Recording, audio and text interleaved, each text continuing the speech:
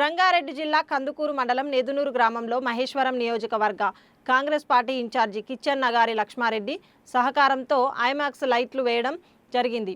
ఈ కార్యక్రమంలో కాంగ్రెస్ పార్టీ నాయకులు, గ్రామ పెద్దలు తదితరులు పాల్గొన్నారు।